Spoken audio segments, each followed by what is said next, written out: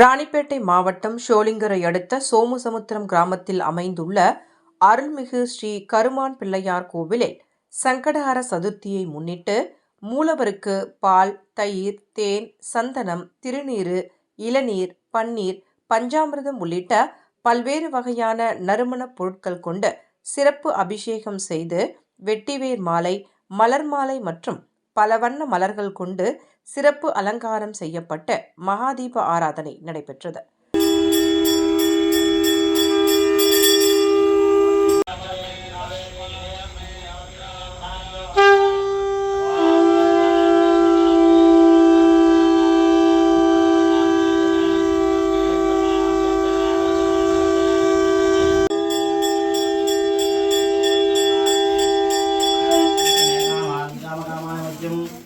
रामेश्वराय सर्वमदा कुबेराय वैश्रवणाय महाराजाय नमः करुणा विघ्नेश्वरमूर्तये नमः ओम क्लीं क्लीं ग्लां गौं गं गणपतये वरवरद सर्वजनमे वशमाना जनमः सर्वत्यात्से सर्वचेत्ते सर्वमेवेन आप्नोति